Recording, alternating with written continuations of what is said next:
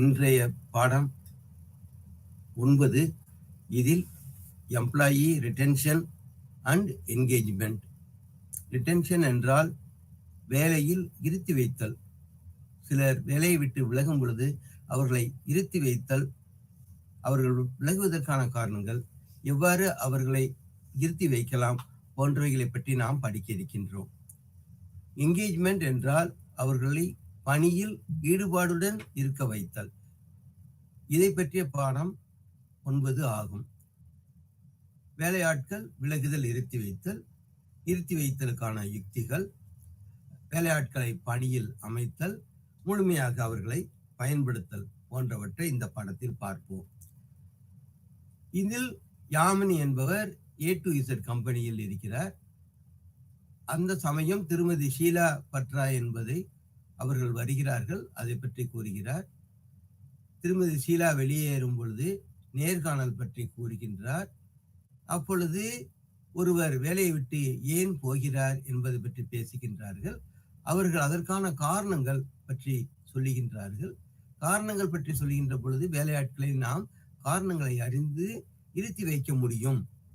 ஏனென்றால் நிறுவனம் மிகவும் பணம் செலவழித்து வேலை தருகிறது, அவர்களுக்கு பயிற்சி தருகிறது. இடையில் அவர்கள் சென்று விட்டால் நிறுவனத்திற்கு அது ஒரு இழப்பாக இருக்கிறது. அவர்களுக்காக செலவழித்தது அனைத்தும் வீணாகிவிடும். ஆகவே அவர்களை விலகுவதற்கான காரணங்களை அறிந்து அதன் மூலம் அவர்களை இருத்தி வைக்க முயலலாம். இடையில் நிறுத்தம் ஏற்படுவது நஷ்டம் ஏற்படும். இவர்கள் எதனால் விட்டு போகின்றார்கள் என்றால் தவறான புரிதல், சரியாக தங்களுடைய வேலையை பற்றி புரிந்து கொள்வதில்லை. தங்கள் கொடுக்கப்பட்ட பணி என்ன என்பதை ஒருவேளை சரியான புரிதல் இல்லாமல் இருக்கலாம். பங்கு பெறுதல், இதைத்தான் நாம் சொல்கின்றோம் ரோல் பிளே. பங்கு பெறுதல் சரியானதாக இல்லாமல் இருக்கலாம்.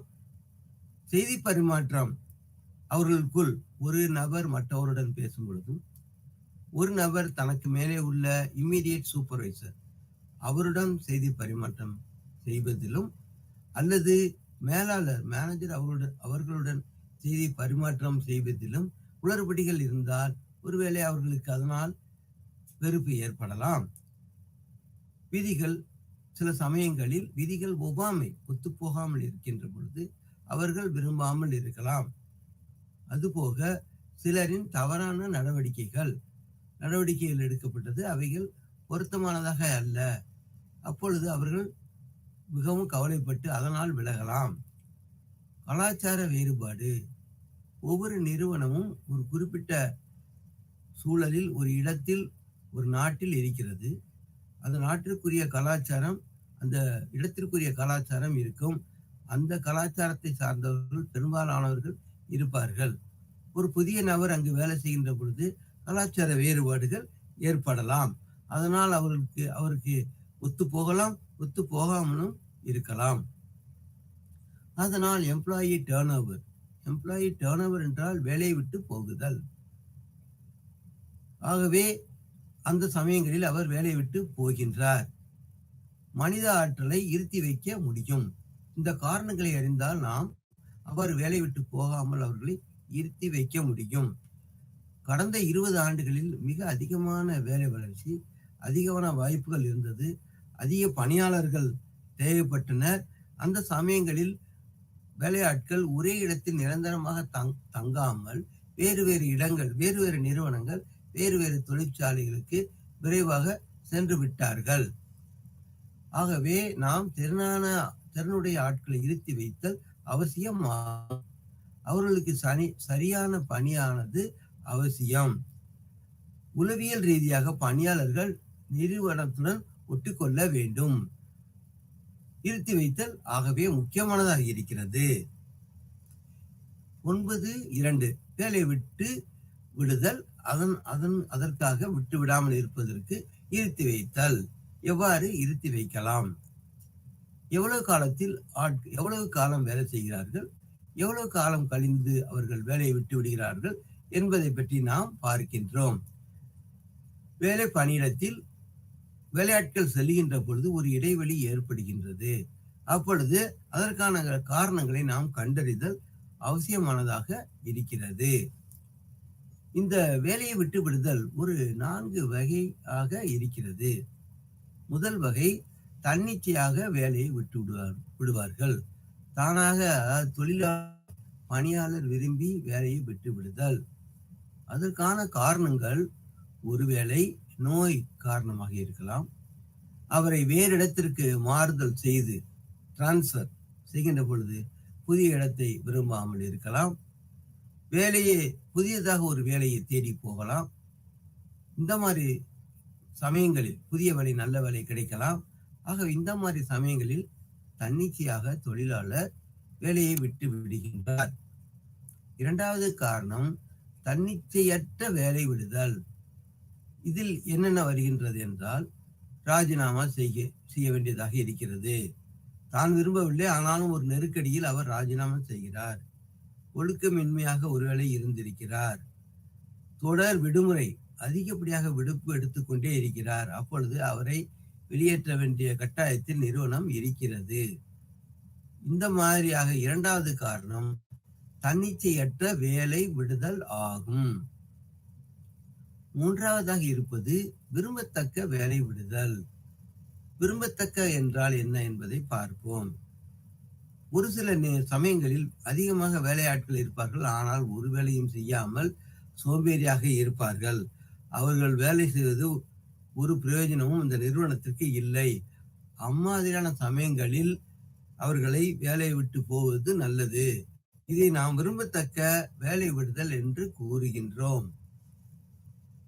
4, விரும்பத்தகாத வேலை விடுதல். இதில் என்ன வருகின்றது என்று பார்ப்போம். வேலை விடுதல் ஆய்வு காரணம், உற்பத்தி இழப்பு காரணம், விரும்பத்தகாத சமயங்களில் வேலை விடுகின்றார்கள். அடுத்ததாக ஒரு ஃபார்முலா ஒன்று இருக்கிறது, எம்ப்ளாயி டர்ன் ஓவர் ரேட். வேலை விடுதல், பணியாளர்கள் வேலை விடுதல் விகிதாச்சாரம். எப்படி கண்டுபிடிப்பது? என்ன செய்ய வேண்டும் என்றால், எம்ப்ளாயி ஹூ லெஃப்ட், எத்தனை பணியாளர்கள் விலகி சென்றிருக்கின்றார்கள், டிவைடட் பை, வகுக்க வேண்டும். எதால் வகுக்க வேண்டும் என்றால், ஆவரேஜ் நம்பர் ஆஃப் எம்ப்ளாயி, சராசரியாக எவ்வளவு வேலையாட்கள் இருக்கிறார்கள். இதை ஒன்றுக்கொன்று வகுத்து அதை 100ஆல் பெருக்கினால் நமக்கு employee turn over rate, percentage, எத்தனை விகிதம் அவர்கள் வேலை விட்டு போகின்றார்கள் என்பதை ஒரு விகிதாச்சார அடிப்படையில் கண்டுபிடிக்க முடியும். அடுத்ததாக 2வது ஃபார்முலா என்ன என்றால், average number of employee equal to, அது என்ன கிடைக்கிறது என்றால், எவ்வளவு சராசரியாக வேலையாட்கள் இருக்கின்றார்கள் என்று கண்டுபிடிப்பது என்றால், number of employees in the beginning of the period, ஆரம்ப கட்டத்தில் எவ்வளவு தொழிலாளர்கள், அதையும் அந்த குறிப்பிட்ட காலம் முடிந்தவுடன், ஓராண்டு 2 ஆண்டு கழிந்தவுடன் அல்லது பல ஆண்டுகள் கழிந்தவுடன் இருக்கக்கூடிய பணியாளர்கள், இரண்டையும் கூட்டி 2ஆல் வகுத்தால் நமக்கு ஆவரேஜ் நம்பர் ஆஃப் எம்ப்ளாயி, சராசரி வேலையாட்களின் எண்ணிக்கை கிடைத்துவிடும். ஆகவே இவைகள், இந்த 2 ஃபார்முலாவை நாம் பார்க்கின்றோம். எதற்காக விலகின்றார்கள் என்று பார்க்கின்ற பொழுது, அதிகமாக வேலைப்பளு, நிறுவனத்தில் தொழிலாளிகளுடைய நிலைப்பாடு, அவர்களுக்கு அதிகமான தொந்தரவுகள் இருக்கின்றன. நிறுவனம் எந்த லட்சியங்களோடு வேலை செய்கிறதோ அந்த லட்சியங்கள் நிறைவேறாமல் இருக்கிறது. வேலையாட்கள் மதிப்பில்லாமல் இருக்கிறார்கள். அவர்கள் வேலை மாற்றம் செய்யப்படுகிறார்கள். வேலையில் திருப்தி இல்லாமல் இருக்கிறார்கள். இதைவிட இந்த நிறுவனத்தில் இருப்பதை விட வெளியில் அதிக மதிப்பு கிடைக்கிறது. அதே போல் வேலையாட்களும் எதிர்மறை பார்வையுடன் தொழிலை பார்க்கிறார்கள். அவருடைய உறவுகள் பாதிக்கப்படுகின்றது. நிறுவனத்துக்கு உள்ளும் வெளியிலும் இருக்கலாம்.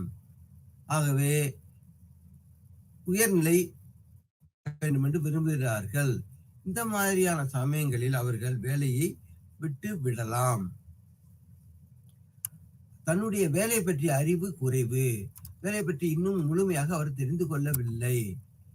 வேலை டிசைன் அமைப்பு போதுமான வேலை இல்லாத காரணம். இந்த மாதிரியான காரணங்களினாலும் அவர் விலகுகிறார். பிலிப்ஸ் என்ற ஆய்வாளர் 1990ஆம் ஆண்டு வேலையிலிருந்து விலகுதல் உள்ளூரை மிகவும் பாதிக்கும். விட்டுப்போன இடத்தில் புதியவர் புகுதல், அவர்கள் கற்றுக்கொள்ளல், அதுவரை இழப்பு. புதிய வேலையாட்கள் வருகின்ற பொழுது புதிய வேலையாட்கள் தொழிலை தெரிந்து கொள்ளுகிற வரைக்கும் நமக்கு அதிகமாக லாபம் கிடைக்காது. ஆகவே வேலையிலிருந்து விலகுதலினால் நிறுவனத்திற்கு அதிக செலவானது பிடிக்கிறது. வேலை இழப்பினால் உற்பத்தி வருமானம் பாதிக்கிறது. சமயங்களில் அது நல்லதாக இருக்கிறது. அதற்கு எதற்காக விலகுகிறார்கள் என்பதை பற்றி நாம் தெரிந்து கொள்ள வேண்டும். இதற்குத்தான் ஆரம்பத்தில் கூறியது போல, ஆரம்பத்தில் நாம் பார்த்தோம் 2 நபர்கள் பேசிக் கொள்கிறார்கள். அவர்கள் எக்ஸிட் இன்டர்வியூ பற்றி, அதன் முக்கியத்துவம் பற்றி கூறுகிறார்கள். எக்ஸிட் இன்டர்வியூ என்றால் ஒரு வேலையால் வேலையை விட்டு போகின்ற பொழுது ஒரு இன்டர்வியூக்கு உள்ளாகிறார். அதில் அவர் என்ன காரணங்களினால் வேலையை விட்டு விலகுகிறார் என்பதை கேட்டு தெரிந்து கொள்கிறார்கள். இதன் மூலம் நிறுவனத்தில் என்ன இடர்பாடு இருக்கிறது என்பதை பற்றி நாம் கண்டு கொள்ள முடியும். அதிக வருமானம் அல்லது தொடர்புகள் இல்லாது, அமைப்பு சரியில்லாமல் இருத்தல், அதிக சுமையான வேலை போன்றவை வேலை விலகுவதற்கு காரணிகளாக இருக்கின்றன. வேலையில் திருப்தி வேண்டும், வேலையில் தூண்டல் வேண்டும். இந்த இரண்டும் இல்லை என்றால் விலகுதல் ஏற்படலாம். விலகுதல் ஏற்படும். மேலும் வேலை விலகலுக்கான காரணம் தெரியும் போது அதற்கான முயற்சிகளை நாம் மேற்கொள்ள முடியும். பாடம் 9.2.2 எம்ப்ளாயி ரிட்டன்ஷன். ரிட்டன்ஷன் என்றால் இருத்தி வைத்தல். தொழிலாளர்களை வேலையிலிருந்து போகாமல், வீட்டுக்கு போகாமல் இருத்தி வைத்தல் எம்ப்ளாயி ரிட்டன்ஷன் ஆகும். அதில் ரெமுனரேஷன் முதலாவதாக வருகிறது. ஒரு நிறுவனத்தின் சம்பளம் பொருத்தமானதாக, போதுமானதாக, செய்யக்கூடிய தொழிலுக்கும் அதுக்கும் ஈடாக இருப்பதாக இருக்க வேண்டும். மிக குறைந்த சம்பளம் இருந்தாலும் கஷ்டம், மிக அதிகமான சம்பளம் இருந்தால் நிறுவனத்திற்கு நஷ்டம். ஆகவே ரெமுனரேஷன் என்பது வேலைக்கும் பொருத்தமானதாக இருக்க வேண்டும். என்ன வேலை, எவ்வளவு வேலை செய்கிறார்கள் அதற்கு பொருத்தமானதாக அந்த சம்பளம் இருக்க வேண்டும். Recruitment errors. இரண்டாவது காரணி சொல்வது பொருத்தமில்லாத வேலைக்கு வேலையை விட்டு விலகுதல். ஆகவே தேர்ந்தெடுக்கப்படுகின்ற பொழுது சரியான நபர்கள் சரியான திறன்களுடன் தேர்ந்தெடுக்கப்பட வேண்டும். இல்லையெனில் ரெக்ரூட்மெண்ட் ஏற்படும். அதன் மூலம் அதன் காரணமாக வேலையாட்கள் பணியை விட்டு விலகுவதற்கு காரணமாய் அமைகிறது. Personal attributes. அட்ரிபியூட்ஸ் என்றால் குணநலன்கள். பர்சனல் என்றால் தனிநபருடைய குணநலன்கள். தனிநபர் போர் அடித்தல், அவருக்கு வேலை விருப்பமே இல்லை. கலாச்சார வேறுபாடு. ஏற்கனவே நான் கலாச்சார பற்றி கூறினேன். ஒவ்வொரு நிறுவனமும் குறிப்பிட்ட சூழலில் கலாச்சாரங்களுடன் ஒத்தி இருக்கிறது. ஒரு நபர் இந்த கலாச்சாரத்துடன் ஒத்து போனால்தான் அவர் விருப்பமாக வேலை செய்ய முடியும். அல்லாது இருந்தால் அவர் மிக சிரமப்படுவார். ஆகவே கலாச்சார வேறுபாடு, போரடித்தல் போன்றவைகளால் அவர் விலகுவதற்கான காரணம் இருக்கிறது. மேலும் நிறுவன தலைமை மீது நம்பிக்கை இல்லை. தலைமையை ஏற்று நடத்துவர்கள் மீது நம்பிக்கை இல்லையால் வேலையாட்கள் விரும்பி வேலை செய்ய மாட்டார்கள். அடுத்ததாக நாம் பார்ப்பது மிஸ்மேட்ச்டு எக்ஸ்பெக்டேஷன்ஸ். இதன் பொருள் என்ன? நாம் நினைக்கிறோம் இந்த காரணங்களினால் இப்படித்தான் வேலையை விட்டு போவார்கள் என்று நாம் எதிர்பார்க்கிறோம், கருதுகிறோம். ஆனால் அவைகள் அதற்கான உண்மையான காரணங்கள் வேறு என்பதை நாம் இதன் மூலம் தெரிந்து கொள்ள முடியும். உதாரணமாக ஸ்கோப் டு க்ரோ, குறுகிய வளர்ச்சியினால் தான் அவர்கள் வேலை விட்டு போகிறார்கள் என்று நினைத்துக் கொள்கிறோம்.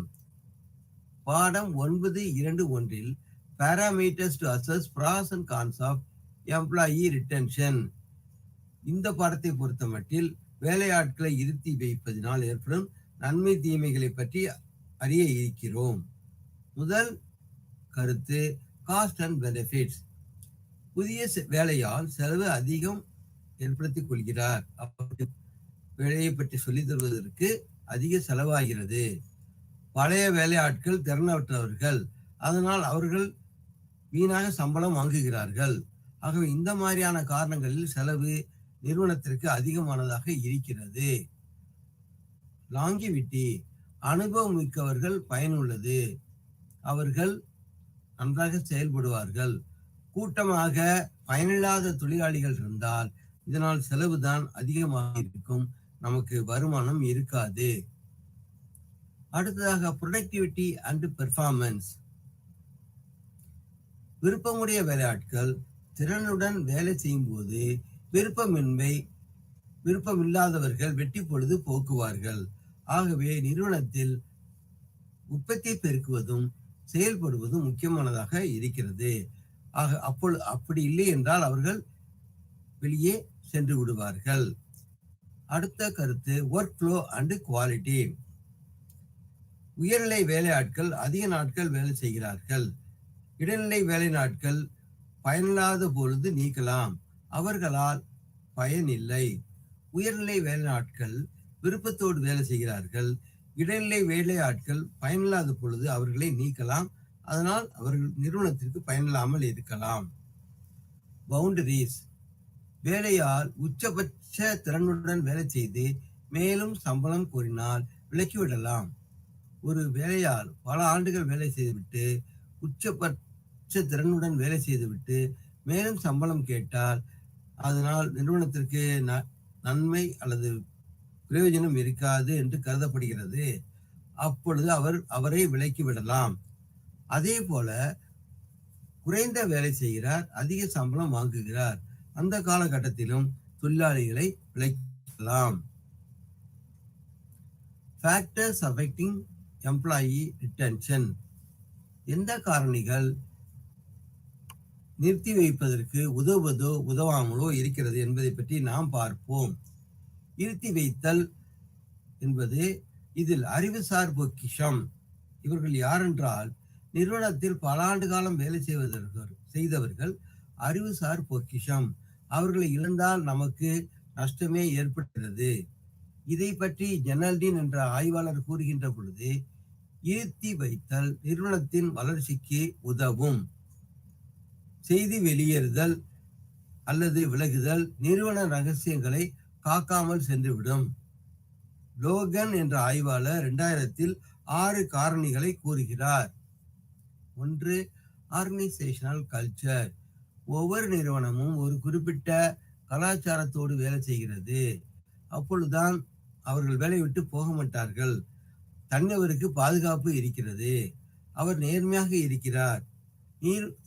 நிறுவனங்கள் நீடித்த காலத்துக்கு வருகின்றன. அவர்கள் நீடித்த காலத்திற்கு வேலையாட்களையும் அந்த நிறுவனம் வைத்துக் கொள்ளும். 2. கம்யூனிகேஷன் அல்லது செய்தி தொடர்பு. அதில் கொள்கை முடிவுகளை எடுத்தல், அவைகளை தெரிவித்தல். எப்பொழுதும் கம்யூனிகேஷன் 2 வழி செய்தி. கீழ் மட்டத்திலிருந்து செய்திகள் மேலே போவதும் மேல் மட்டத்திலிருந்து செய்திகள் கீழே வருவதுமாக இருக்க வேண்டும். இதை 2 வழி செய்தி என்று நாம் கூறுகின்றோம். போக்குவரத்து ஒரு வழி செய்தி. நம்பிக்கை இல்லாமல் இருத்தல் வேலையாட்களை இருத்தி வைக்காது. ஒரு நிறுவனத்தின் நம்பிக்கையின்மை வேலையாட்களை இருத்தி வைக்காது என்பதை நாம் பார்க்கிறோம். ஒரு வழி செய்தி என்றால் மேலிருந்து மட்டும் செய்திகள் வரலாம். நாம் என்ன தொழிலாளிகள் நினைக்கிறார்கள் என்பது மேலே போகாமல் இருக்கலாம். இப்படிப்பட்ட சமயங்களில் இவற்றை ஒரு வழி செய்தி அனுப்புதல் என்று கூறுகின்றோம். அதனால் கம்யூனிகேஷன் சிறப்பாக இருக்காது. அதனால் தொழிலாளர்கள் மிகவும் கவலைப்படுவர். 3. திறன்கள். ஸ்ட்ராட்டஜி. நிறுவனங்கள் திறனுடன் சந்தையில் இருப்பது திறனுடன் ஆட்களை இருத்தி வைக்கிறது. நிறுவனத்தில் வேலையாட்கள் இருத்தி வைத்தல் ஒன்றுக்கொன்று தொடர்புடையது. திட்டமிடுதல், வளர்ச்சி, இருத்தி வைத்தல் இவைகளும் ஒன்றுக்கொன்று தொடர்புடையவர்களாக இருக்கின்றன. 4. பே அண்ட் பெனிஃபிட்ஸ். சம்பளம், பிற வசதிகள் ஒரு நிறுவனத்தில் வேண்டும். சம்பள வசதிகளும் வேண்டும். அவைகள் இருத்தி வைத்தலுக்கு உதவும். குறைந்த விலையில் உணவு, விடுமுறை அளித்தல் அவசியம். அப்பொழுதுதான் அவர்கள் குறைந்த விலையில் உணவுகளை வாங்கி மகிழ்ச்சியாக சாப்பிட முடியும். மேலும் நோய் சிகிச்சை பாதுகாப்பு அவர்கள் எடுத்துக்கொள்ள வேண்டும். ஆகவே இவ்வாறான காரணங்கள் தொழிலாளிகளை இருத்தி வைத்தலுக்கு மிகவும் உதவும். Flexible work schedule. நாம் கொரோனா காலத்தில் பார்த்திருப்போம், தொழிலாளிகள் வெளிநாட்டிலிருந்து வந்து வீட்டிலேயே வேலை செய்வதை. ஆகவே தற்காலத்தில் நிறைய வேலையாட்கள் வீட்டில் வேலை செய்கிறார்கள் நிறுவனத்திற்காக. இதை ஃப்ளெக்சிபிள் ஒர்க் ஷெட்யூல் என்கின்றோம். இப்படி அவர்கள் எவ்வளவு நேரம் செலவு செய்கிறார் என்பதை பொறுத்து மட்டுமல்லாமல், அவர்கள் முரண்பாடு இல்லாமல் இருந்தால் இதை ரோல் கான்ஃபிளிக்ட் என்று சொல்லுகின்றோம். முரண்பாடு இல்லாமல் அவர்கள் வேலை செய்கின்ற பொழுது, அதே போல் ஃப்ளெக்சிபிள் ஒர்க் ஷெட்யூல், தாங்கள் விரும்பிய நேரத்தில் வேலை செய்கின்ற பொழுது அவர்கள் சிறப்பாக வேலை செய்வார்கள். அப்பொழுது உற்பத்தி பெருகும். அது நேர்மறை உணர்வை தூண்டும். அவர்களை இருத்தி வைத்தலுக்கு, விலகி செல்லும் வேலையாட்களை இருத்தி வைத்தலுக்கு உதவும். விலகி செல்லும் வேலை, இறுக்கம் இல்லாத வேலை, நேர கட்டுப்பாடுகள், ஆட்கள் தங்கள் வேலை நேரத்தை அமைத்துக் கொள்ள உதவும். அப்பொழுதுதான் மகிழ்ச்சி தரும். அவ்வாறு இல்லையெனில் அவர்கள் மிக எளிதாக மற்றவர்களோடு சேர்ந்து வேலையை விட்டு விடலாம். 6. Career development system. வேலையாட்கள் மேலும் உயர விரும்புகிறார்கள். நிறுவன அமைப்பு முன்னேற வழி இருக்க வேண்டும். அதற்கு உதவி செய்ய வேண்டும். பயிற்சி பெறுவதற்கும் உயர்நிலை வசதியை பெறுவதற்கும் புதிய பணிகள் அவசியம். ஆகவே இம்மாதிரியான காரணங்களினால் அவர்கள் இதை கேரியர் டெவலப்மெண்ட் என்று சொல்லுகின்றோம். 9.2.2 role motivation of employee retention. Role motivation to employee retention. தூண்டுதல்கள் எந்த அளவு வேலையாட்களை பணியில் இருத்தி வைக்க உதவும் என்பதை நாம் பார்க்க இருக்கின்றோம். 5 வகையான தூண்டுதல்களை நாம் காண இருக்கின்றோம். அதில் காம்பன்சேஷன். காம்பன்சேஷன் என்றால் இழப்பீடு தருவது. ஏதாவது ஒரு காயம் அல்லது இடர்பாடு ஏற்பட்டால் அதற்கு காம்பன்சேஷன் கொடுக்கிறார்கள். அது நிறுவனம் போதுமானதாக உள்ள மதிப்பை கொடுக்க வேண்டும். 2வது growth அல்லது வளர்ச்சி. 3வதாக சப்போர்ட் அல்லது உதவி. ஆகவே growth வளர்ச்சி என்பதும் சப்போர்ட் என்பதும் நமக்கு தூண்டல் செய்வதற்கு உதவியாக இருக்கிறது. இது போலவே ரிலேஷன்ஷிப், தொடர்புகள். பணியாளர்கள் தங்களுக்கு ஏற்ற அல்லது தங்களுக்கு மேலே உள்ள பணியாளர்களுடன் தொடர்புகள் உடையவர்களாக இருக்கிறார்கள். இந்த தொடர்புகள் சுமூகமானதாகவும் ஆக்கப்பூர்வமானதாகவும் இருக்க வேண்டும். அடுத்து வருவது என்விரான்மெண்ட், சூழல். ஆர்வம், திறன், நோக்கத்தை அடைய வழிவகுக்கிறது. சூழலானது நமக்கு திறனை, நோக்கத்தை அடைய வழி செய்வதாக இருக்க வேண்டும். அதன் பிறகு நாம் 5 வகையான கோட்பாடுகளை பார்க்க இருக்கின்றோம். இதில் முதலாவதாக வருவது need theory. Maslow's hierarchy of needs என்பது இந்த தியரியின் முழு பெயர். நீட் ஹைரார்கி தியரியில் என்ன சொல்கிறார்கள் என்பதை பற்றி பார்க்க இருக்கின்றோம். அதுபோலவே எக்ஸ்பெக்டன்சி தியரி அல்லது எக்ஸ்பெக்டன்ஸ் என்றால் எதிர்பார்ப்பு கொள்கை. இப்பொழுது நீட் தியரியை பற்றி பார்ப்போம். ஆப்ரஹாம் மாஸ்லோ என்பவர் நீட் தியரியை பற்றி கூறினார். இந்த கோட்பாடானது உடல், சமூகம், பாதுகாப்பு, மதிப்பு, தன்னை முழுமையாக பயன்படுத்தல் போன்ற வேறுபட்ட தேவைகளை பற்றி கூறுகின்றது. மனிதன் இந்த தேவைகளை அடைந்து கொஞ்சம் கொஞ்சமாக உயர்நிலைக்கு வருகின்றான் என்று ஆப்ரஹாம் மாஸ்லோஸ் நீட் தியரி கூறுகிறது. அடுத்து வருவது மெக்லிலேண்ட் சென்ஸ் ஆஃப் அச்சீவ்மெண்ட். எப்பொழுது ஒரு நபர் வெற்றி அடைகின்றாரோ அப்பொழுது அவர் அந்த நிறுவனத்தோடு ஒன்றித்து போகின்றார். ஆகவே அவர் அந்த நிறுவனத்தை விட்டு போக மாட்டார். ஆகவே அச்சீவ்மெண்ட், மெக்லிலேண்ட் என்பவர் அச்சீவ்மெண்ட் ஆட்களை இருத்தி வைக்கிறது என்று கூறினார். வெற்றியடைதல் அவர்களை இருத்தி வைக்கிறது. பவர் அண்ட் அஃபிலியேஷன், அதாவது வெற்றியும் சக்தி தொடர்புகளும் அவர்களை வேலையாட்களை இருத்தி வைக்கிறது. அடுத்து நாம் பார்ப்ப இருப்பது expectancy theory. Expectancy theory of motivation. பரிசு கிடைப்பதால் உழைப்பு நேர்மை இருத்தலுக்கு உதவுகின்றோம். எக்ஸ்பெக்டன்சி தியரியில் நமக்கு சிலவற்றை எதிர்பார்க்கின்றோம். நாம் எதிர்பார்க்கின்ற பணமோ பொருளோ கிடைக்கின்ற பொழுது நாம் நேர்மையாக இருக்கின்றோம். அது நேர்மையாக இருப்பதற்கு அது உதவியாக இருக்கிறது. அப்பொழுது அவர்கள் நல்ல உயர்வு பெறுவர். Equity theory of motivation. Equity என்றால் சம அளவு. இதில் வேலையேற்ற ஊதியம். ஒரு நிறுவனத்திற்கான வேலையை அவர்கள் செய்கிறார்கள். அவருடைய செய்யும் வேலைக்கேற்ற ஊதியத்தை கொடுக்க வேண்டும். இதை ஒப்பிடக்கூடாது. அந்த ஒப்பிடலானது நியாயமானதாக இருக்க வேண்டும் என்பதை பற்றி பார்க்கின்றோம். படம் 9.2.3 misconception related to employee turnover and retention. வேலையாட்கள் வேலை விட்டு போவதற்கும் இருத்தலுக்கும் பல்வேறு வகையான மிஸ்கன்செப்ஷன் அல்லது திரித்து நாம் பல காரணங்களை கூறுகின்றோம். அம்மாதிரியான காரணங்கள் எப்படி இருக்கிறது என்று பார்ப்போம். தானாக விலகுதல் அவ்வளவு நல்லது அல்ல. தனிநபர் வேலையை விட்டு போகிறார்.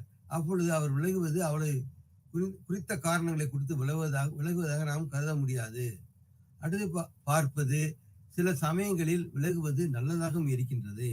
ஏனென்றால் அதிகமாக வேலையாட்கள் இருப்பார்கள், ஆனால் வேலையை சரிவர செய்ய மாட்டார்கள்.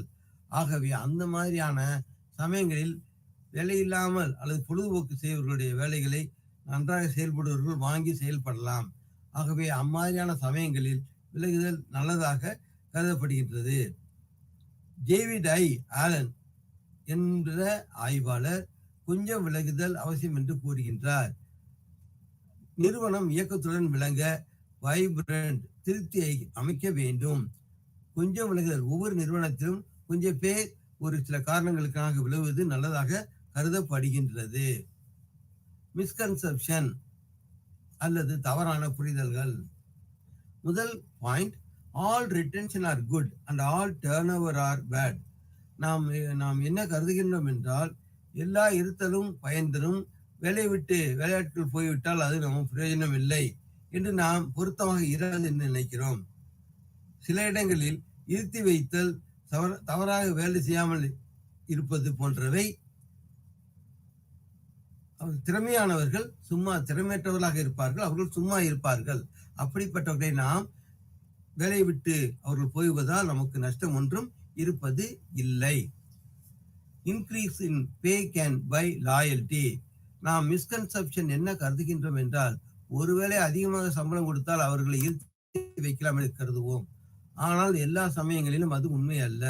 சிலர் அதிக சம்பளம் வாங்கி கொண்டு பொழுதை போக்குவார்கள், விலக மாட்டார்கள்.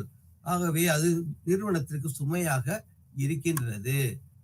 மூன்றாவது misconception, success of retention plan is decided by member.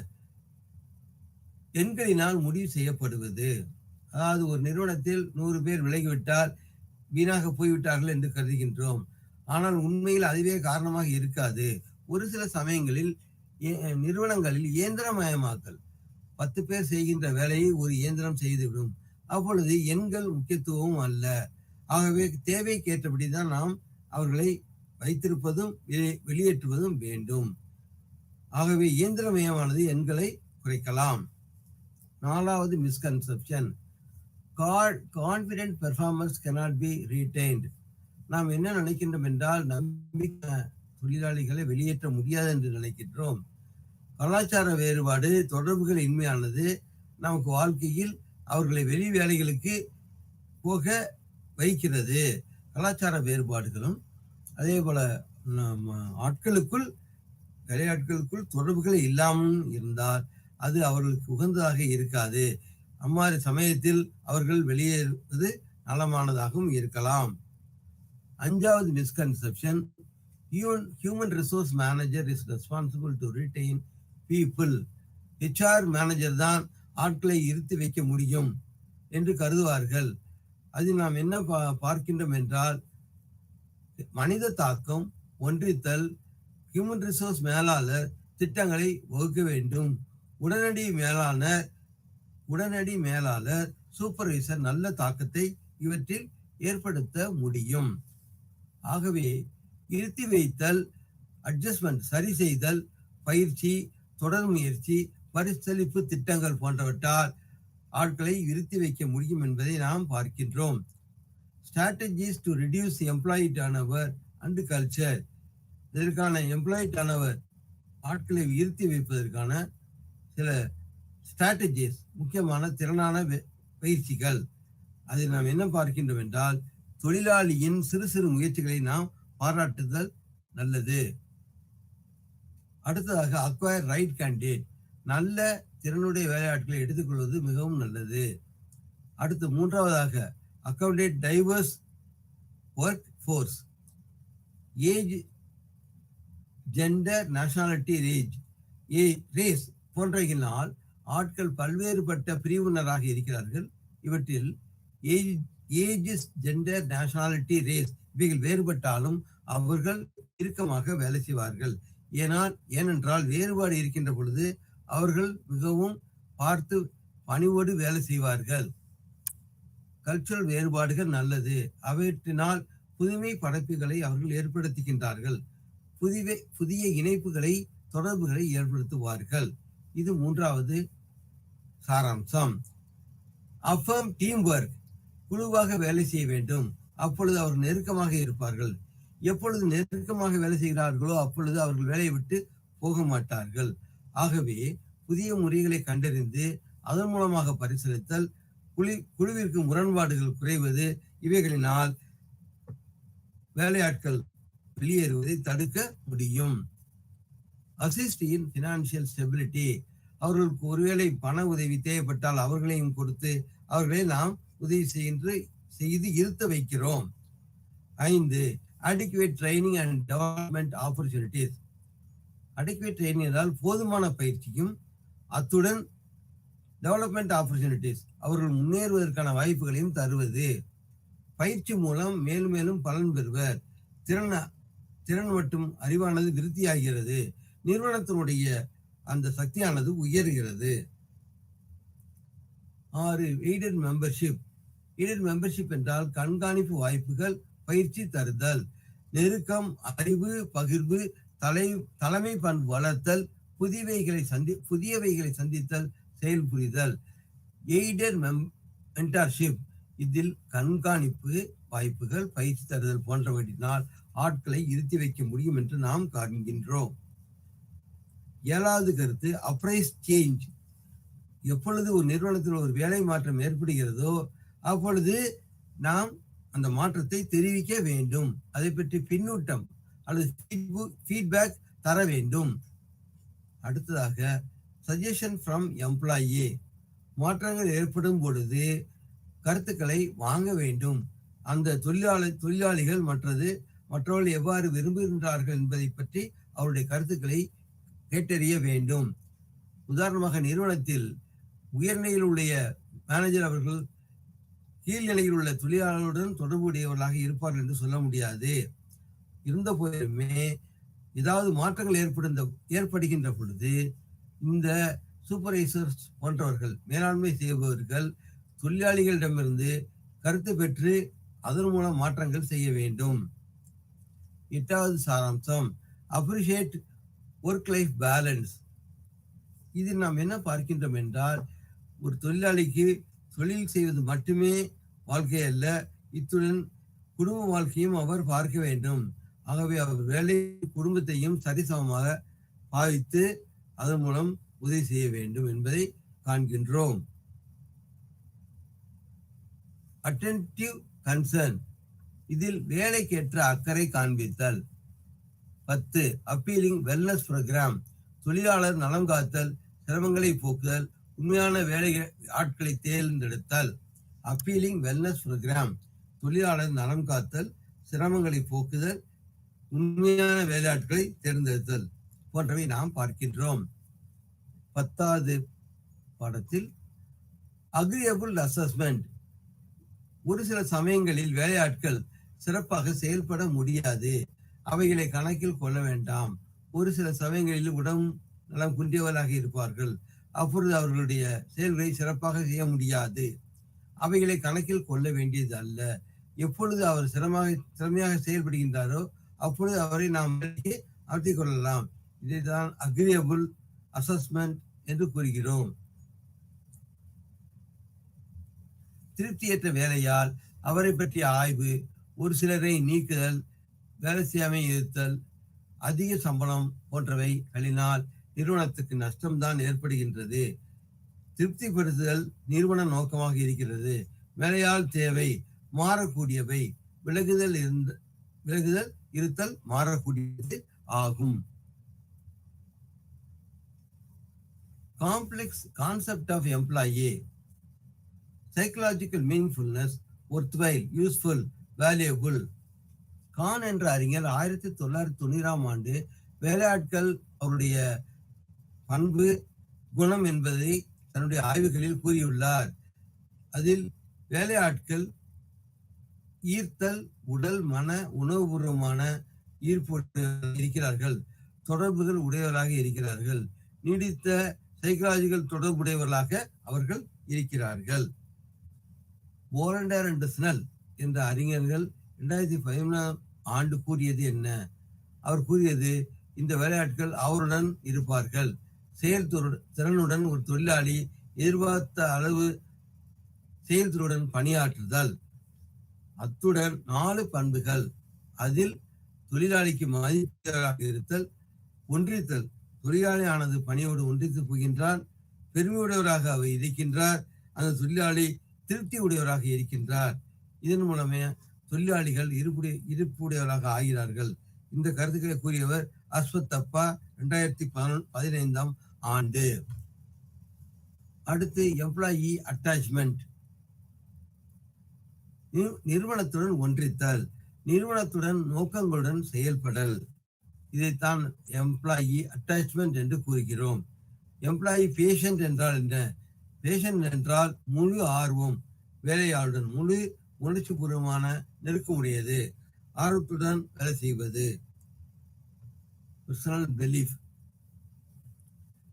தொழிலாளிக்கு நம்பிக்கை தேவை, ஆக நிறுவனமும் அவருக்கு நம்பிக்கையை வளர்த்து கொடுக்கிறது. 2வது கருத்து ஸ்ட்ராங் வில்லினஸ், விருப்பம், பரிந்துரை செய்தல், மற்றவர்களுக்கு நல்ல இடம் என்று பரிந்துரை செய்வது நல்லது. ஆகவே எந்த இடம் சிறப்பாக இருக்கிறதோ அந்த இடத்தை தேடி வருவார்கள்.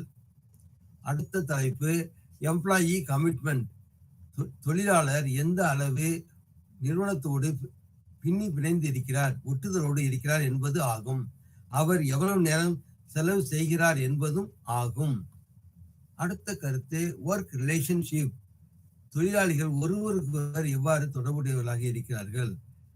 தொழிலாளிகள் அல்லது பணியாளர்கள் மற்றவர்களுடன் நேர்மை எண்ணங்களுடன் தொடர்புடையவராக இருப்பார்கள். வேலையுடன் இணைந்திருத்தல் வேண்டும், விலகுதலை தவிர்க்க வேண்டும். வேலையால் மதிக்கப்படும் பொழுது விலகுதல் ஏற்படாது, அது உணர்வுபூர்வமான தொடர்பாக இருக்க வேண்டும். எதிர்வினை புரிதல். எம்பத்தி இருபுறமும் இருக்கும். எம்பத்தி என்றால் ஒருவர் வினை புரிகின்ற பொழுது எதிர் தரப்பினர் கொடுப்பது எம்பத்தி ஆகும். நிறுவனமும் தனிநபரும் எம்பத்தி உடையவர்களாக இருக்க வேண்டும், எதிர்வினை புரிவதாக இருக்க வேண்டும், உணர்வுகளினால் தொடர்புடையவர்களாக அவர்கள் இருக்க வேண்டும். புதிய உறுப்பினர்களுக்கு தைரியம் கொடுக்க வேண்டும். வயதில் மூத்தவர்கள் இளையவருக்கு சொல்லித் தருதல் வேண்டும். இவ்வாறு இருக்கின்ற பொழுது அதிக நெருக்கமும் நிறைய திருப்தி இருக்கும். இதனால் அவர்கள் நீண்ட நாட்கள் தொழிலில் நிறுவனத்தில் ஒட்டி இருப்பார்கள். புதிய கண்டுபிடிப்புகளை மேற்கொள்ளுவர், ஒன்றித்து செயல்படுவார்கள். Categories of employee engagement. 4 வகையில் ஒப்பந்தம் இருக்கிறது. எங்கேஜ் எம்ப்ளாயி, ஆர்வம் செய்தல், எடுத்து செல்லும் திறன் தூண்டுதல், நீண்ட நாள் இருத்தல், மற்றவர்களை இருத்தி வைத்தல். எங்கேஜ்டு எம்ப்ளாயி என்றால் அவர் ஆர்வத்துடன் இணைந்திருத்தல், மற்றவர்களையும் இருத்தி வைத்தல். நாட் எங்கேஜ்டு எம்ப்ளாயி, எந்த தொழிலாளி நிறுவனத்தோடு ஒட்டுதல் இல்லாமல் இருக்கிறாரோ அவரை நாம் நாட் என்கேஜ்டு எம்ப்ளாய் என்று கூறுகிறோம். இருக்கிறார், இருத்தல், மாறாமல் இருப்பர், அதிகமாக எதுவும் வைத்தல் இல்லை, அதிகமாக ஈடுபாடு உடையவராக இருக்க மாட்டார். இதை நாம் நாட் என்கேஜ்டு எம்ப்ளாய் என்று கூறுகிறோம். ஆக்டிவ்லி டிஸ்என்கேஜ்டு எம்ப்ளாய் என்றால் அவர் மிகவும் தொடர்பு இல்லாதவராக இருக்கிறார், கிசு பேசுவார், மெதுவாக வேலை செய்வார், கதையளப்பார். இவ்வாறு இருப்பவர்களை ஆக்டிவ்லி டிஸ்என்கேஜ்டு எம்ப்ளாய் என்று கூறுகிறோம். அடுத்ததாக வேறு வகையிலும் இருப்பார்கள். Neither engage not disengage. அதற்கான பொருத்தத்தை பார்ப்போம், பொருளை பார்ப்போம். கசப்பான எண்ணம் உடையவர், சோர்ந்து இருப்பர், நடத்தை, தன் அறியாமை போன்றவற்றில் இருந்து விலகி இருப்பார்கள். நடத்தை, தன் அறியாமை போன்றவற்றில் இருந்து விலகி இருப்பார்கள். ஆகவே டிஸ்என்கேஜ்டு எம்ப்ளாய் என்பவர்கள் விலகி இருப்பவர்கள் ஆவர். Models of employee engagement. இதில் எவ்வாறு நிறுவனத்தில் தொடர்புடையவர்களாக இருக்கிறார்கள் என்பதை பற்றி பார்க்க இருக்கின்றோம். முதலாவது மாதிரி ஹார்ட்டர் சிமிட் ஹேய்ஸ் ஆய்வறிக்கை 2002. இதில் வேலையாட்கள் முக்கியத்துவம் கொடுப்பவை மேலாளர் வாய்ப்புகள் தருவது, வேலையால் நிம்மதி தீர்மானம் செய்யும், மேலாளர் திருப்தியுடையாக இருத்தல், மேலாளருக்கும் அவருக்கும் அல்லது இமீடியட் சூப்பர்வைசருக்கும் சரி மேலாளருக்கும் சரி தொடர்புகள் மிகவும் அழுத்தமானதாக இருக்கின்றன. ஆகவே வேலையாட்கள் முக்கியத்துவம் கொடுப்பவை, மேலாளர் வாய்ப்புகள் தருவது போன்றவை இருக்கும். இரண்டாவது model Robinson Perryman model. Robinson IS model Perryman Hayday 2004 செய்த ஆய்வுகளின் அடிப்படையில் கூறியது. தனிநபர் நிறுவனத்துடன் ஒட்டுதல், மதிப்பீடு, தீர்மானம் செய்யும். ஒட்டி இருத்தல், எவ்வளவு தூரம் ஈடுபாடு உடையவர்களாக இருக்கிறாரோ அந்த அளவிற்கு அவர் வெளியே செல்ல மாட்டார் என்பது இரண்டாவது மாடல். இதுதான் ஐஎஸ் மாடல். மூன்றாவது மாடல் பென்னாஸ் மாடல் 2007 கண்டறியப்பட்டது. இதில் மாஸ்லோ தேவை. ஆப்ரஹாம் மாஸ்லோ என்பவர் நீடு ஹைரார்கி தியரி என்பதை கூறினார். அதற்கு இணையான இந்த 5 வகையான தொடர்புகளை பார்க்க இருக்கின்றோம். ஒன்று, pay and benefits. Pay and benefits என்றால் அவருக்கு சம்பளம், அதிகப்படியான வேலைக்கு வரக்கூடிய போனஸ், அதிகப்படியாக வரக்கூடிய பகுதி நேர வேலை, அவைகள் இருக்க வேண்டும். அப்பொழுதுதான் அவர் வேலையை விட்டு போக மாட்டார். 2, லேர்னிங் அண்ட் டெவலப்மெண்ட். கற்றலும் தொழில் செய்தலும் சில சமயங்களில் சேர்ந்து இருக்கலாம். இதன் மூலம் அவர் அதிகமாக சம்பாதிக்கலாம், அப்பொழுது அவர் நிலைத்து இருக்கலாம். மூன்றாவது கருத்து ப்ரொமோஷன் ஆப்பர்ச்சுனிட்டிஸ். நிறுவனத்தில் அதிகமான வாய்ப்புகள் இருக்க வேண்டும். வாய்ப்புகள் குறையா இருந்தால் அது சோர்வை ஏற்படுத்தும். வாய்ப்புகள் இருக்கின்ற பொழுதுதான் பணியாளர் மேலும் மேலும் முன்னேற விரும்புவார். நான்காவது கருத்து லீடர்ஷிப் அண்ட் ட்ரஸ்ட். நம்பிக்கையும் நம்பிக்கை உடையதாக இருத்தல். ஐந்தாவது கருத்து மீனிங்ஃபுல்னஸ். இமீடியட் சூப்பர்வைசர் மற்றும் HR மேனேஜர் இவைகளையுமே பொருளுடையதாக இருத்தல் அல்லது மீனிங்ஃபுல்னஸ் என்றால் பொருத்தமானவராகவும் பதில் தருவராகவும் இருக்க வேண்டும்.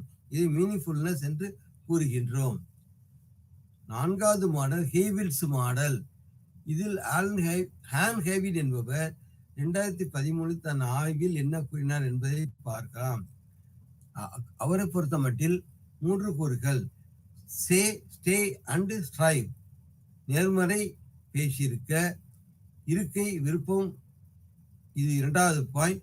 3வது வளர்ச்சி, இதுபோல் இருக்க வேண்டும், அப்பொழுதுதான் நன்றாக செயல்பட வேண்டும்.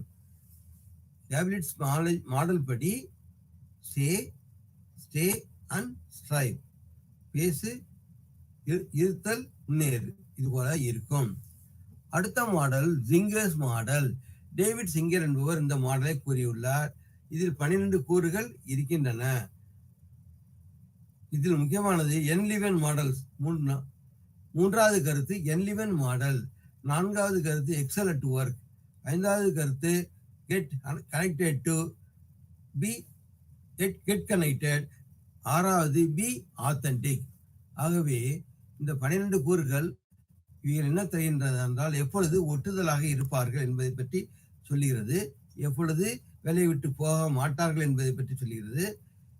இதில் achieving results, crafting strategies, enliven roles, excellent work, get connected, be authentic போன்றவை ஆகும்.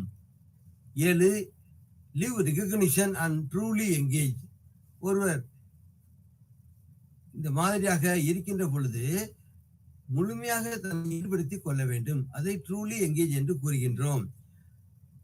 7. லிவ் ரெகக்னிஷன் தொடர்புடையதாக இருக்க வேண்டும்.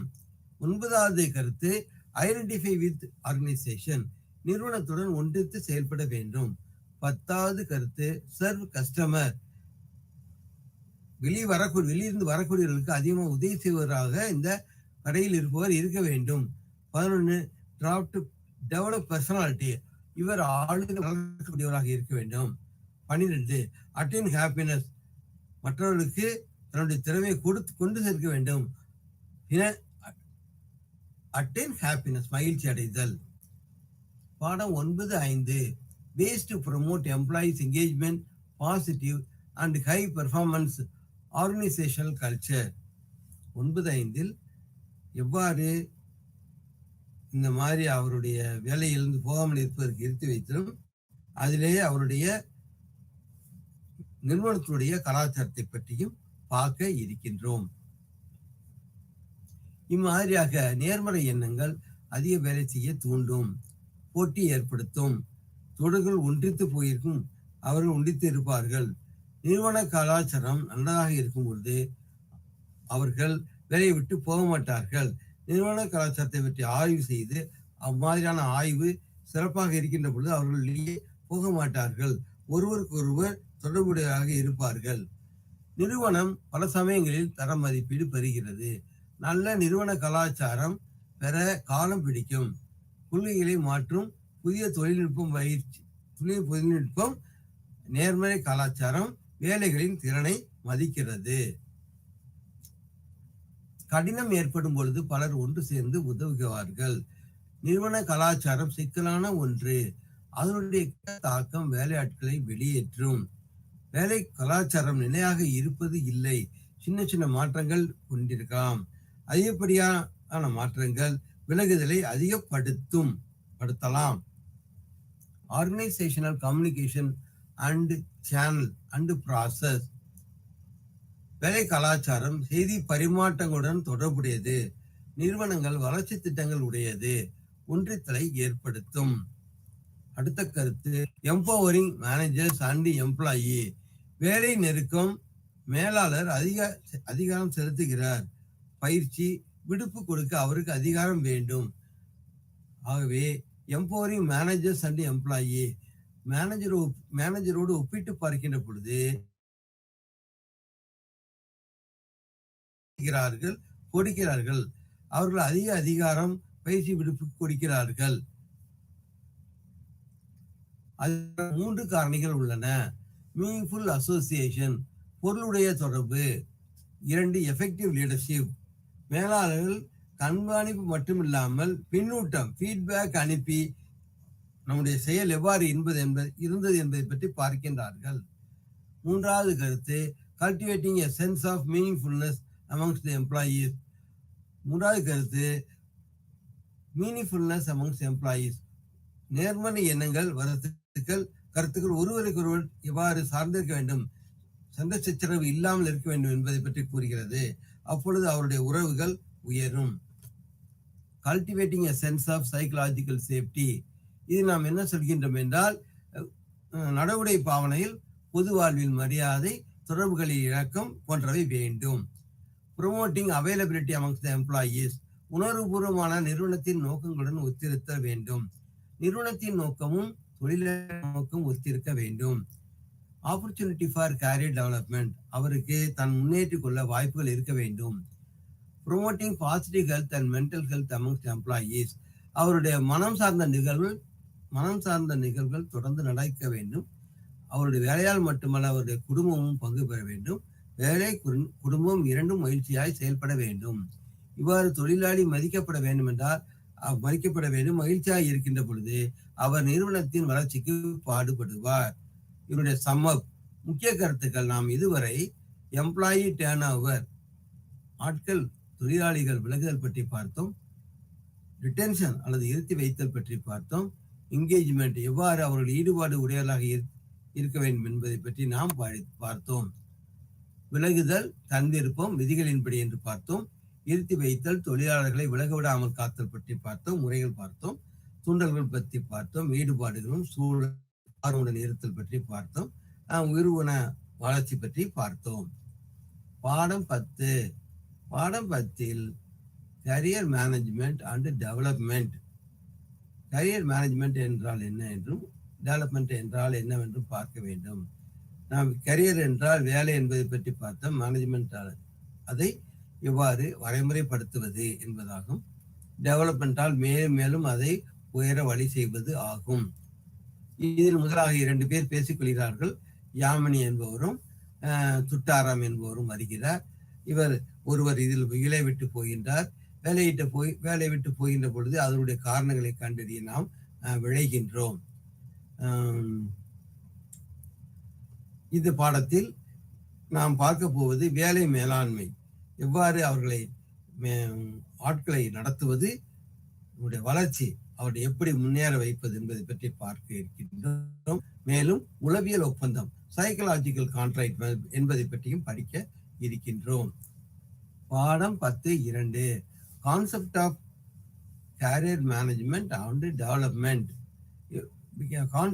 கேரியர் மேனேஜ்மெண்ட் என்றால் என்ன, அதை பற்றி பார்க்க போகின்றோம். ஆய்வுகளின்படி வேலை என்பது ஒரு தொழில், ஒரு குறிப்பிட்ட காலத்திற்கு செய்வது என்பதை பற்றி டெஸ்லர் 2015ஆம் ஆண்டு கூறியுள்ளார். டினிசி 2014ஆம் ஆண்டு இதை கூறியுள்ளார்.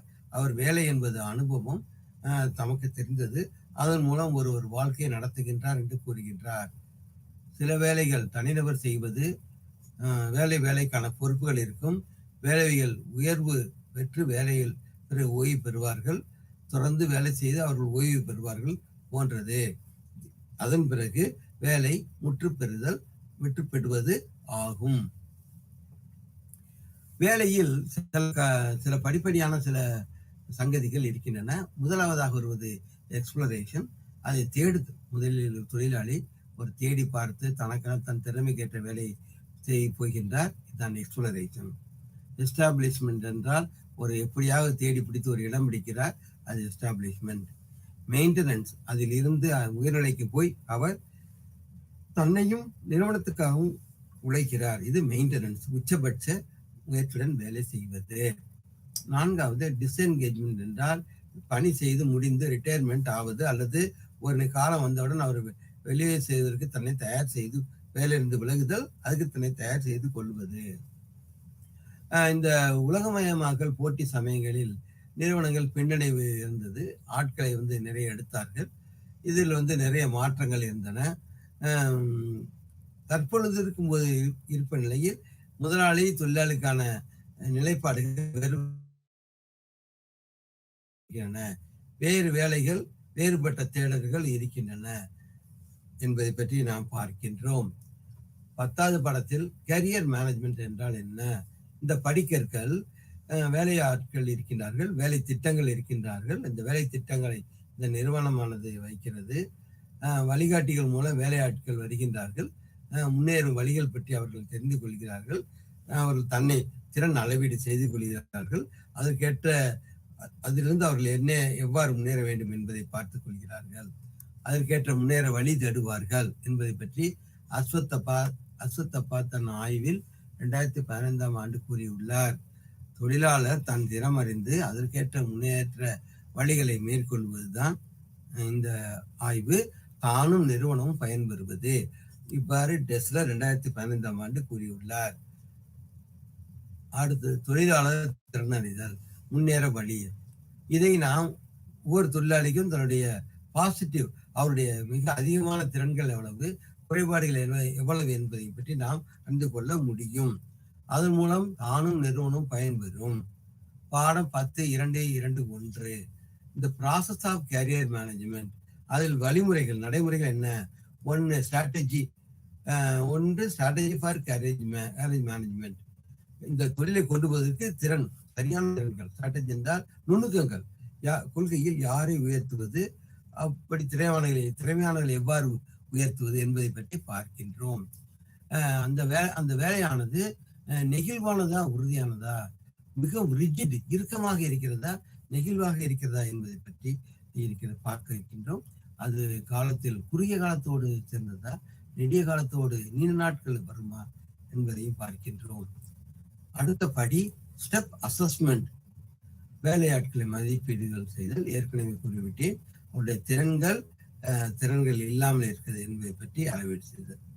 வேலையை பற்றி மதிப்பீடு செய்யலாம். அதே போல தொழிலாளியும் அசஸ்மெண்ட் மதிப்பீடு செய்யலாம். சுய மதிப்பீடு உட்பட தனிநபரும் தன்னை பற்றி கூறுகின்றார். எனக்கு இதெல்லாம் தெரியும், எனக்கு தெரியாது என்பது சுய மதிப்பீடு உட்பட ஒரு வேலையாளை பற்றி நாம் மதிப்பீடு செய்வது ஸ்டெப் அசஸ்மெண்ட் ஆகும். மூன்றாவது நிலைப்பாடு பிளானிங், திட்டமிடுதல். அவர் திறமைக்கேற்ற முறைகள் லட்சியங்களை அடைதல், அதற்கு பிளானிங், திட்டம் செய்தல். 4 டெவலப்மெண்ட், திறன்கள் சக்திகளை உயர்த்துவது. இவாலுவேஷன், 5 இவாலுவேஷன், மதிப்பீடு செய்தல். இவாலுவேஷன் என்றால் மதிப்பீடு செய்தல் மூலம் தொழிலாளர்கள் மூலம், நிறுவனம் மூலமாகவும் தொழிலாளர் மூலம் மதிப்பீடு செய்வது ஆகும். இதுதான் இவாலுவேஷன். இது 2 பேர் தேவைப்படுகிறது. ஒரு நிறுவனத்தில் தொழிலாளர்கள் இவாலுவேட் பண்ணப்பட வேண்டும், மதிப்பீடு செய்யப்பட வேண்டும். இந்த வேலைக்கு ஏற்றதாக இந்த தொழிலாளிகள் இருக்கின்றார்களா என்பதை நாம் பார்க்க வேண்டும். பாடம் 10.2.3 கேரியர் டெவலப்மெண்ட். எவ்வாறு நாம் முன்னேறம் செய்ய வைக்க முடியும், எப்படி அவர்கள் ட்ரைனிங் மூலம் மற்ற மூலமாக எவ்வாறு டெவலப்மெண்ட் செய்வது என்பதை பற்றி பார்க்கின்றோம். ஆகவே டெஸ்லர் அந்த பிரச்சனைகளை எவ்வாறு முன்னேற செய்கின்றோம் என்பதை பற்றி கூறுகின்றார் 2015. அதுக்கு புத்தகங்கள் இருக்கின்றன. வேலை பணிகள், நிறுவனம் நடத்துவது, ஆய்வு பயிற்சி வகுப்புகள், முன்னேற்றங்கள், அளவீடு செய்தல், திட்டமிடுதல். இதை பற்றி பெர்னர் டிசிமோன் என்பவர் 2012 கூறியுள்ளார். Career development initiatives. எவ்வாறு முயற்சி எடுக்கிறோம்? 1 workshops on career planning. ஆகவே அவற்றை ஒர்க் ஷாப்ஸ் வைப்பார்கள். திட்டமிடுதல், பணி சொல்லித் தருவார்கள், பயிற்சிகள் தருவார்கள், திறமைக்கேற்ற பணிகளை தருவார்கள். இது ஒரு career development plan 1 workshops. Counselling, இதை அவர்களுக்கு பணி சம்பந்தமாக பிரச்சனைகள் இருந்தால் ஆலோசனைகளை கூறுவார்கள். அவர்கள் பழையவர்கள் புதியவர்களுக்கு சொல்லிக் கொடுப்பார்கள், மூத்தவர்கள் சொல்லித்தவர்கள் ஆலோசனை இதை சொல்லித்தருவார்கள். இதை கேரியர் ரிலேட்டட் கவுன்சிலிங் என்று கூறுகின்றோம். மென்டாரிங் என்றாலும் வழிகாட்டுதல். சீனியர் மூத்தவர்கள் வழிகாட்டுவார்கள், இளையவர்களுக்கு உதவுவார்கள். ப்ரொவிஷன் ஃபார் சபாட்டிகல்ஸ் என்றால் விடுப்பு, அவர்களுக்கு கடினமாக வேலை செய்யும் போது இடையிடையே அவர்களுக்கு வேலை வேண்டும், ஓய்வு நாட்கள் வேண்டும். இதை ப்ரொவிஷன் ஃபார் சபாட்டிகல்ஸ் என்று கூறுகின்றோம். அப்பொழுதுதான் புத்துணர்ச்சி கூட்டிக் கொள்ள முடியும். இவ்வாறு அஸ்வத்தப்பா 2015 கூறுகிறார். அடுத்தது பர்சனல் டெவலப்மெண்ட் பிளான்ஸ். முன்னேற திட்டமிடல், செயல்முறைகள் பற்றி முடிவெடுத்தல், தனிநபர் வளர்ச்சிக்காக உதவி செய்தல். கேரியர் ஒர்க் புக், அதுக்கு பயிற்சி புத்தகங்கள் இருக்கின்றன. அதில் திறன்கள், குறைகள், வாய்ப்புகள் இருக்கின்றன. அதை பற்றி கூறுவதுதான் career workbook. Career networking, பணி தொடர்ச்சி சம்பந்தமாக ஒன்றுக்கொன்று தொடர்புடையது. அவர்கள் மற்றவர்களோடு சேர்ந்து, உறவினர், வெளியாட்கள், இவரோடு விஷயங்களை பரிமாறிக்கொள்வது கேரியர் நெட்வொர்க்கிங் என்று கூறுகின்றோம். இதில் வாங்குவர், நுகர்வோர் அடங்குவார்கள். அதில் குடும்ப நண்பர்கள், ஆசிரியர்கள், முன்னாள் மாணவர்கள் அனைவரும் இருப்பார்கள். முன்னாள் பணியாளர், உயர்நிலை அதிகாரிகள் அடங்குவார்கள். இதன் மூலமாக தெரிந்து கொள்வது. இதில் இருவருக்கும் நன்மை இருக்கிறது. தொழிலாளியானது மதிக்கப்படுகிறார், வேலையில் திருப்தி தூண்டப்படுகிறார், திருப்திப்படும் போது மேலும் அதிகமாக உழைத்து உற்பத்தியை பெருக விளைகிறார். Strategies and process of career development. Exploration, திறன்களை கண்டறிவது. அடுத்து இந்த சமயத்தில் ஆரம்பத்தில் ஒரு வேலைக்கு நுழைவது 30 ஆண்டு காலத்தில், 25 ஆண்டு காலத்தில். அதற்கு பிறகு 10 ஆண்டுகள் ஆன பிறகு அவர் தன்னை 2வது நிலைக்கு வருகிறார். அதை நாம் எஸ்டாப்ளிஷ்மெண்ட் என்று சொல்கின்றோம். தன்னை இருத்தி வைத்துக் கொள்கிறார். 3வது மெயின்டெனன்ஸ், பணியில் அவர் இருக்கிறார். அந்த வயது 45 முதல் 60 ஆண்டு காலத்தில் அந்த முழு திறமையுடன் அவர் வேலை செய்கிறார். அடுத்த ஸ்டேஜ் 4 டிஸ்என்கேஜ்மெண்ட், பணி ஓய்வு பெறுகிறார், சொந்த வழியில் கவனம் செலுத்துகிறார். அடுத்ததாக சைக்கலாஜிக்கல் கான்ட்ராக்ட் என்றால் என்ன? பணிகின்ற ரூசோ என்பவர் 1989 சொல்கிறார், இவைகள் ஒப்பந்தம் எழுதப்படாது. ஒருவர் உணர்வுபூர்வமாக, நல்லெண்ணம் பூர்வமாக நிறுவனத்தோடு தொடர்பு ஏற்படுத்திக் கொள்வதைத்தான் சைக்கலாஜிக்கல் கான்ட்ராக்ட் என்று கூறுகின்றோம். இவைகள் எழுதப்படாததாக இருக்கிறது. ஏன்னா நிறுவனமானது பல்வேறு வகையான உதவிகளை செய்கிறது, தானும் அதற்கு உதவி செய்கின்றார். இவ்வாறாக இந்த பாடத்தில் நாம் இந்த பல பாடங்களை பார்த்திருக்கின்றோம். இதில் நாம் பல புதிய கருத்துக்களை தெரிந்திருக்கின்றோம். அடுத்த பாடத்தில் மீண்டும் அடுத்த தொடர்புடைய பற்றி படிப்போம். நன்றி, வணக்கம்.